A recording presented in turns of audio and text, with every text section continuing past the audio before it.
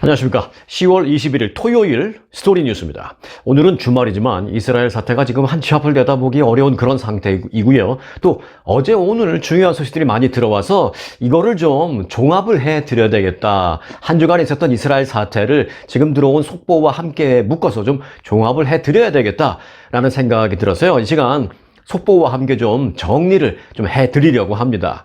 자, 우선 하마스가 어제 억류 중인 인질 가운데 미국인 여성 2명을 풀어줬습니다. 지난 7일 하마스가 이스라엘을 기습 공격하면서 약 200명을 납치해간 후에 첫 번째 석방 케이스입니다. 하마스는 어제 그 텔레그램에 올린 성명에서 카타르의 노력에 부응해서 미국의 노력이 아니죠. 미국은 이스라엘, 그러니까 이스라엘이 무언가 했을 때는 미국의 요청에 의해서 그렇게 한다라고 미국을 좀 띄워줬죠. 그런데 이번에는 카타르를 띄워줬습니다. 하마스는 카타르의 노력에 부응해서 알카삼 여단이 미국인 모녀 2명을 인도적으로 석방을 했다라고 밝혔습니다. 이 알카삼 여단이라는 것은 하마스의 하나의 군사 조직의 일부분입니다. 이스라엘도 어제 그 하마스의 인질 2명 석방이 사실이다라고 확인을 했습니다. 이스라엘 관리들은 풀려난 그 인질이 미국 국적의 주디스 라단과 그녀의 딸 나탈리 나단이라고 확인했습니다. 시카고 외곽 일리노이주 에번스턴이라는 곳에 거주하고 있는 이들은 이번 달에 그 친척의 생일 파티에 참석하고 난 뒤에 그 유대 명절을 지내기 위해서 이스라엘을 방문했던 것으로 알려졌습니다. 이들은 이스라엘 방문해서 이 가자 지구에서 얼마 떨어지지 않은 나할 오즈 키부츠 아시죠? 제가 설명드렸죠? 지난번에 집단 농장. 그 이스라엘은 가자와의 그 접경 지역 인근에 키부츠라는 집단 농장을 많이 만들었습니다. 뭐 여러 가지 이유가 있습니다만은 제 생각에는 좀 어떤 쿠션 역할을 하기 위해서 그렇게 한 것 같습니다. 주민들이 많이 살기보다는 집단 농장을 만들어서 적은 수의 주민이 살면서 농장을 거기서 하고 있는, 그런데 그걸 키부츠라고 하는데, 그 나할 오즈 키부츠라는 곳에 이 두 모녀는 머물다가 지난 7일 하마스 대원들에게 납치됐었습니다. 하지만 이들 모녀와 함께 있던 10여 명의 가족과 친척들의 행방은 아직 여전히 행방불명 상태입니다. 풀려난 미국인 모녀의 신병은 가자지구에서 국제적십자위원회에 인계된 이후에 이집트를 통해서 이스라엘로 이동했습니다. 자, 그럼 하마스는 갑자기 왜 인질을 석방했을까요? 그것도 딱 2명만. 그것도 미국 국적자 2명만.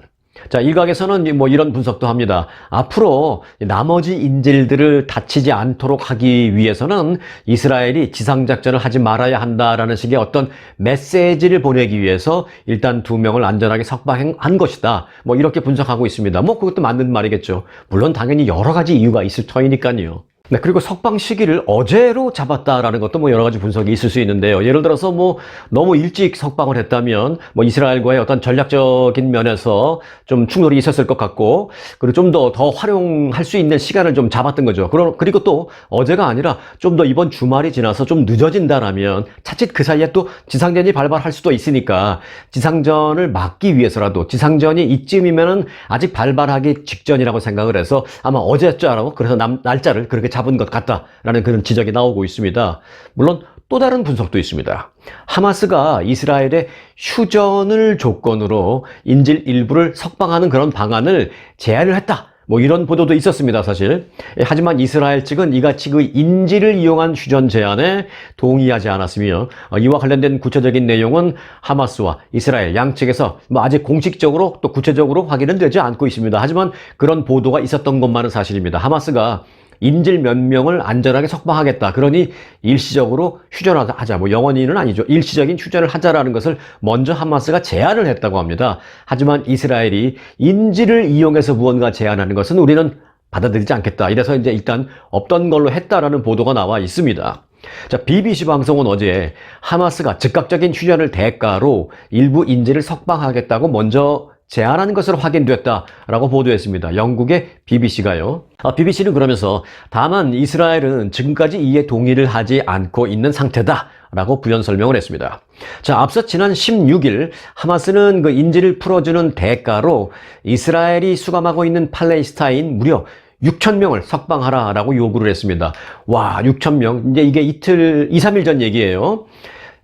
지금 현재 그 하마스에 납치되어 있는 인질, 뭐 하마스 측에서는 뭐 250명이라고 얘기하고 있고 이스라엘에서는 203명이다라고 얘기를 하고 있으니까 뭐 200명이 넘는 건 분명한데 여하튼 203명이든 250명이든 이들을 풀어줄 터이니 이스라엘에 수감되어 있는 팔레스타인 사람 무려 6,000명을 풀어달라는 것입니다. 200명 대 6,000명. 어찌 보면 그 말이 안 되는 제안을 했네? 라고 생각할 수도 있습니다만 하마스가 그렇게 제안하는 이유가 있습니다. 왜냐하면 전력이 있기 때문에, 그런 일이 있었기 때문입니다. 지난 2011년입니다. 12년 전이었던 지난 2011년 이스라엘과 하마스 간에 또 비슷한 그런 그 협상이 있었는데요. 그때 이스라엘은 하마스에게 5년간 포로로 붙잡혀 있던 병사, 이스라엘 병사죠. 그러니까 하마스 쪽에 붙잡혀 있던 이스라엘 병사 길라드 샬리트라는 이스라엘 병사를 이제 구하기 위해서 그 샬리트라는 이스라엘 병사를 풀어주는 대가로 이스라엘이 구금하고 있던 팔레스타인 사람 무려 1,000명의 포로를 풀어준 적이 있었습니다. 1명 대 1,000명을 바꾼 적이 있었으니까 이번에 하마스가 250명 보내줄 테니까 6,000명 보내. 이거는 어찌 보면 그때보다는 좀 싼 거죠. 네. 이래서 이제 하마스가 그런 제안을 했다라는 것도 이제 알려지고 있는 상황입니다. 그래서 2011년 당시 이스라엘에서는요, 너무 과도한 양보를 한 것 아니냐라는 논란이 있었습니다. 아무리 뭐 라이언 일병 구하기, 적군에 있는 한 명의 병사라도 우리는 구해야 한다라는 그런 게 이제 뭐 군대에서는 그런 게 있잖아요. 그렇다 하더라도 병사 한 명을 구하기 위해서 이쪽에 수감되어 있는 1,000명을 보냈다라는 것에 대해서 과도한 양보다라는 그런 논란이 그 당시에 많이 있었습니다. 그래서 이번에 이스라엘이 250명 대 6,000명 노 한 거죠. 자, 이스라엘 군은 연일 그 하마스 전멸을 시키겠다라면서 언급을 하며 지상전 개시가 임박했다라는 메시지를 계속 보내고 있습니다. 실제로 이스라엘 군은 가자지구 북부 국경 인접 지역에, 그러니까 이제 가자지구는 이스라엘 남쪽에 있죠. 그러니까 가자지구 북쪽이 이스라엘과의 접경이죠. 가자지구 북부 국경 인접 지역에 전차 그리고 탱크 등 장갑차와 전차 수백 대를 배치해 놓고 있는 상태고요. 지상군 수만 명을 그쪽에서 투입할 준비를 모두 마친 그런 정황이 인공위성 사진으로 이미 포착이 되어 있습니다. 자, 이스라엘이 가자지구 공습을 예고하고 또 하마스를 거듭 조여오자 하마스가 좀 옥죄는 느낌을 갖고, 또는 좀 너무 긴장이 돼서, 또는 뭐 그래서 그런지 하여간 휴전을 조건으로 해서 인질 일부를 석방하는 제안까지 했다, 뭐 그런 분석이 나오고 있어서 아마 주말 동안에 좀 어떤 다른 그 정황이 좀 변할 수 있는 그런 뭐가 있지 않을까라는 기대도 좀 해보게 됩니다. 현재 하마스에 납치된 인질들, 앞서 말씀드렸죠. 하마스가 약 한 200명을 관리하고 있고 나머지 인질들은 또 다른 팔레스타인 무장 세력인 이슬라믹 지하드 등에 억류된 채 이 가자지구 곳곳에, 그러니까 이스라엘이 알지 못하는 곳곳에 분산 수용되어 있는 것으로 알려졌습니다. 이 하마스는 본인들이 납치해온 인질들이 한 200에서 많게는 250명 정도라고 말을 하고 있고, 이스라엘군은 우리가 계산해 보니까 250은 아니더라, 203명이더라. 그러고 지금 현재 추산 그 숫자가 좀 다른 그런 상황을 보이고 있습니다. 그런데 이제 납치된 인질 가운데는요, 18세 미만이 20명 이상 있는 것으로 알려졌고요. 또 60세 이상도 20여 명 있는 것으로 확인이 되고 있습니다. 어제 이제 2명이 풀려났다라는 소식 지금 전해드렸는데, 그런가 하면 또 좀 비극적인 소식도 하나 있습니다. 소설 해리포터의 열렬한 팬이던 12살짜리 이스라엘 소녀가 하마스에게 납치됐다가 이번에 피살된 채로 발견됐습니다. 현지 매체가 이 사실을 보도했는데요. 이스라엘 공영방송 칸이라는 매체에 따르면 자폐증을 앓고 있는 올해 12살의 노야 단이라는 이스라엘 소녀는 어제 가자지구에 있는 모초에서 할머니와 함께 숨진 채 발견됐습니다. 이들의 시신을 찾은 이스라엘군은 3차례 DNA 유전자 검사를 통해서 신원을 최종 확인했습니다. 이 가자지구 국경에 가까운 이스라엘 남부 키부츠 지역에 사는, 이 키부츠 말씀드렸죠? 집단 농장, 키부츠 지역에 살고 있는 이들이 납치됐던 상황을 보면 이렇습니다. 이들 가족은 지난 6일 저녁, 그러니까 하마스가 공습을 한 게 7일이었죠. 7일 새벽. 그 공습이 있기 바로 전날 6일 저녁 모두 모여서 식사를 함께 했습니다. 당시 할머니는 근처 자기 집에서 하룻밤 같이 자자라고 손녀에게 물었고, 이에 손녀인 노야가 따라 나섰다고 합니다. 하지만 바로 다음날 이 하마스의 이스라엘 기습 공격으로 주변은 아수라장이 됐고, 이 와중에 노야 단은 할머니와 함께 납치된 후에 결국 변을 당한 것으로 추정됩니다. 자, 이런 가운데 요아브 갈란트, 이스라엘 국방부 장관 이름입니다. 요아브 갈란트라는 이스라엘 국방부 장관이 하마스를 상대로 한 그 가자지구 전쟁의 목표를 처음으로 그리고 구체적으로 좀 밝혔습니다. 이스라엘의 갈란트 장관은 어제 그 의회 외교국방위원회에 출석해서 가자지구 전쟁은 3단계로 진행될 것이다 라고 말했습니다.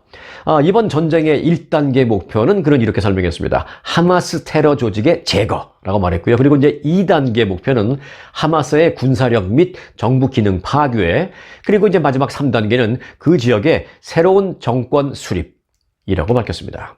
이 갈란트 이스라엘 국방장관은 그러면서 그렇게 3단계 목표까지 이루고 나면 이스라엘이 가자 지구에 대한 책임에서 완전히 벗어나는 것이 최종적인 목표다라고 설명했습니다. 갈란트 장관은 우리는 지금 공습을 통해서 그 첫 번째 단계의 전쟁을 치르고 있으며 추후 지상전을 통해서 이 하마스의 작전 시설을 파괴하고 인프라를 망가뜨림으로써 이 하마스를 괴멸시키려 한다라고 말했습니다. 그게 2단계라고 말했습니다. 갈란트 국방장관은 이후에는 이제 전쟁 2단계에서도 물론 이제 싸움은 계속되겠지만 그 강도는 2단계가 되면 좀 낮아질 것이다 라면서 숨어있는 저항 세력을 제거하는 작업이 아마 그때 계속 이어질 것 같다라고 부연 설명을 했습니다. 그리고 이제 갈란트 국방장관은 이어서 마지막 3단계는 이 가자 지구에 새로운 안보 정권을 만들고 이스라엘은 그 가자 지구에 대한 책임에서 완전히 벗어나는 것이 우리의 최종 목표다라고 말했습니다. 그리고 동시에 이스라엘 국민과 가자지구 주변에 사는 그 시민들을 위한 새로운 안보 현실을 창조하는 것이 우리의 최종적인 목표다라고 덧붙였습니다.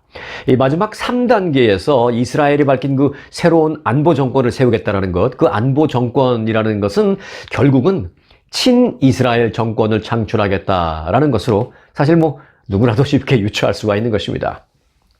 자, 1단계와 2단계도 물론 쉬운 과정은 아니겠습니다만 이 3단계에 들어서는 저항이, 그 하마스의 저항이 그야말로 최고조에 달할 것으로 보여서 이 과정에서 그 양측의 피해가 우려되는 그런 부분이 있습니다. 한편 이스라엘이 이번 전쟁을 1단계, 2단계, 3단계로 목표를 정했다라고 밝혔는데 하마스 쪽도 좀 비슷한 그런 전개를 구상하고 있는 것으로 보입니다. 이번 전쟁의 전선이 하마스 쪽으로 봐서는 자기들만 해서는 안 되겠다라는 생각을 물론 갖고 있죠. 그래서 전선을 이스라엘 입장에서 봤을 때는 2개 또는 그 이상, 이렇게 이스라엘이 치르는 그 전쟁의 전선을 2개 또는 그 이상으로 만들어버리겠다라는 게 하마스의 아마 다음 단계의 목표인 것 같습니다. 이번 전쟁의 전선이 친이란 국가 그 레바논의 무장 세력 헤즈볼라의 가세로 인해서 그 이스라엘로 봤을 때는 이스라엘 북부로 확대될 수 있다라는 우려, 그러니까 이스라엘 남부의 가자 지구와의 전쟁, 그리고 이스라엘 북부에서는 바로 접해 있는 레바논에 있는 그 헤즈볼라와의 전쟁, 이렇게 2개의 전선으로 이스라엘을 만들어 버리겠다라는 게 하마스의 또 2단계 작전인 것 같습니다. 자, 이런 우려 속에 이 같은 상황을 만드는 것이 하마스가 구상하는 다음 단계라는 것입니다.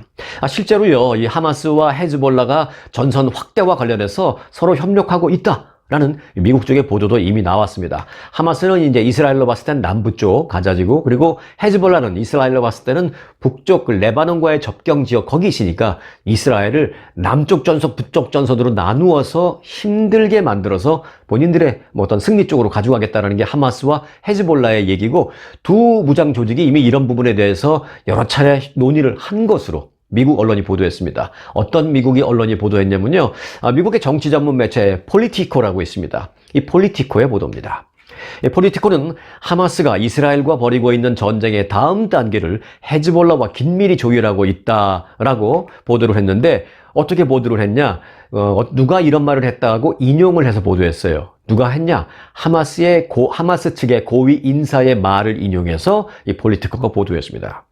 특히 헤즈볼라가 이스라엘을 상대로 이스라엘 북부 지역에서 중대한 전쟁을 치를 준비가 돼 있다라는 그런 보도도 있습니다. 헤즈볼라는 그 이스라엘이 가자 지구에 지상군을 투입한다면 자신들을 이번 전쟁에 끌어들이는 결정적인 계기가 될 것이다 라고 이스라엘에 이미 경고를 했습니다. 지상전을 시작하면 우리는 자동 개입한다, 이런 얘기죠. 하마스보다 전력이 훨씬 더 막강한 이 헤즈볼라가 본격적으로 이번 전쟁에 합류하면 이스라엘은 이 가자 지구에 더해서 또 하나의 전선에서 전쟁을 치러야 하는 그런 큰 부담을 안게 됩니다. 그래서 반드시 이스라엘의 손쉬운 승리를 장담할 수만은 없다, 이렇게 말씀드릴 수도 있겠습니다. 이 헤즈볼라는 그 레바논 남부 쪽에 있는 그런 무장 조직이긴 합니다만은 이란 측의 전폭적인 지원을 받고 있는 그런 무장 조직입니다. 헤즈볼라는 그래서 이제 이란의 지원을 받고 있기 때문에 전선 확대, 헤즈볼라를 통한 그 전선 확대는 자칫 중동 지역의 그 전쟁을 크게 확산시키는 제5차 중동 전쟁 뭐 이런 식으로 확산시키는 소위 중동 전쟁의 소용돌이에 빠뜨릴 위험이 있기 때문에 이 헤즈볼라가 개입하는 것은 사실 상당히 위험합니다. 자, 소용돌이 정도가 아니라 만일 정말 헤즈볼라가 참전을 해서 이스라엘을 공격할 경우에 결국은 다음 단계는 또 이스라엘 쪽에서 뭡니까? 자칫하다가는 미국이 그 만지작 거리고 있는, 또 미국이 좀 피하고 싶어하는 그 미군 병력 투입 그 카드가 사용될 수도 있다는 분석이 나오고 있습니다. 이게 이제 미국이 생각하는 가장 최악의 시나리오죠. 미국이 생각하는 최악의 시나리오가 어찌 보면 이제 민간인들의 상당한 피해로 볼 수도 있습니다만 사실은 그것보다 더 최악의 시나리오는 미국이 결국은 그 지상군 병력을 투입시킬 수밖에 없는 상황이 만들어지는 게, 이게 가장 최악의 시나리오입니다. 내년에 대통령 선거 있는데요. 실제 이런 시나리오가 그런데 최근 그 백악관 회의에서 논의도 됐던 것으로 알려졌습니다. 백악관도 이 최악의 시나리오를 논의했다라는 보도가 바로 이제 구체적으로는 어제 나온 바 있습니다. 자, 이런 가운데 국제사회의 움직임도 바빠졌습니다. 자, 이번엔 좀 국제사회의 움직임을 좀 알아보겠습니다. 자, 중동과 유럽 주요 국가, 그리고 일본, 심지어 중국 등도 이번 사태의 논의를 위해서 대거 오늘 이집트에 모입니다. 보도에 따르면 압델 엘시시 이집트 대통령이 오늘 이집트 카이로에서 소위 평화를 위한 정상회의, 이거 급하게 회의를 주제를 했기 때문에 이 이름도 급하게 정한 거랍니다. 평화를 위한 정상회의라는 회의를 개최하고 이집트 대통령이 직접 이 회의를 주재할 예정입니다. 이번 회의에 참석하는 각국 정상들의 면면을 살펴보겠습니다. 먼저 이탈리아 총리 참석합니다. 그리고 튀르키예 대통령, 또 스페인 정상, 키프로스 정상 등 유럽 쪽에서도 정상들이 대거 참여합니다. 또한 아랍 쪽에서는 카타르, 바레인, 요르단의 정상, 그리고 이제 쿠웨이트의 왕실 지도자도 참석한다고 하고요. 또 남아프리카 공화국 대통령도 참석하는 등 이 아프리카와 중동 지역의 지도자들이 상당수 참석하는 것으로 알려졌습니다. 또 사우디아라비아의 실권자인 무함마드 빈 살만 왕세자도 함께 자리할 것으로 알려졌습니다. 여기에다가 유럽의 주요 국가인 독일, 프랑스, 영국, 노르웨이와 또 G7 국가인 일본에서도 외무장관을 파견하기로 했습니다. 이뿐만이 아닙니다. 중국은 중동 특사라는 직책을 지금 갑자기 만들었습니다. 그래서 중국은 중동 특사를 이 회의에 파견하기로 했습니다. 미국과 세계 양강을 지금 이루고 있는 중국이 참여를 하게 된다면 이 회의에 한층 더 무게가 실리게 됐습니다. 하지만 이제 중국이 참여하면 미국 쪽의 바람과는 또 반대로 갈 수도 있기 때문에 여러 가지 어려운 상황도 있겠습니다만은 여하튼 이 회의의 무게감은 그렇다라는 것입니다. 자, 오늘 회의에서는요, 가자지구 남부 그 라파 검문소를 통해서 이집트를 통해 그 인도주의적인 구호물자를 반입시키는 그런 방안이 가장 우선적으로 논의될 예정이고요. 또 이어서 그 이스라엘군이 가자 지구에 지상군 투입을 하겠다라고 계속 말을 하고 있는데 그 지상군 투입과 관련된 그런 내용, 그리고 그렇게 될 경우에 민간인의 피해를 어떻게 하면 최소화할 수 있을까? 또는 그렇게 민간인의 피해를 걱정하기 전에 이스라엘이 지상전을 개시하지 않도록, 지상전을 벌이지 않도록 무슨 아이디어가 없을까? 이런 것도 함께 논의될 예정이라고 합니다. 일본, 중국 뭐 다 참석하는데 한국은 아니에요. 한국은 이제 윤석열 대통령이 지금 김건희 여사와 함께 카타르로 국빈 방문을 어젯밤에 떠났습니다. 자, 여하튼 급히 소집된 이번 정상회의에서 얼마나 실질적인 성과가 나올지는 미지수입니다만은 국제사회의 주요국 정상들이 대거 이렇게 한자리에 급히 모이는 일은 매우 이례적이기 때문에 상당히 그 결과가 주목되고 있습니다. 어떤 결과가 합의를 통해서 딱 뭐 나오지 못한다 하더라도 이런 회의가 그 상당히 중요한 국가들 정상들이 다 모여서 이렇게 빠른 시간 내에 회의가 이루어지고 있다는 것은 그 자체만으로도 상당히 의미가 있다라고 볼 수가 있겠습니다. 여하튼 더 이상의 희생자가 나오지 않도록 지혜로운 대안이 오늘 그 이집트 회의에서 나와 주기를 간절히 기대하면서 오늘 영상 마치겠습니다. 스토리가 있는 뉴스, 송앵커의 스토리 뉴스 마칩니다. 끝까지 함께 해주신 분들께 감사를 드리고요. 오늘 방문하신 분이라면 구독으로 속보와 해설 매일 함께 하시기 바라겠습니다. 속보는 구독하신 분들만 바로바로 받아보실 수 있기 때문입니다. 자, 주말 잘 보내시기 바라겠습니다. 고맙습니다.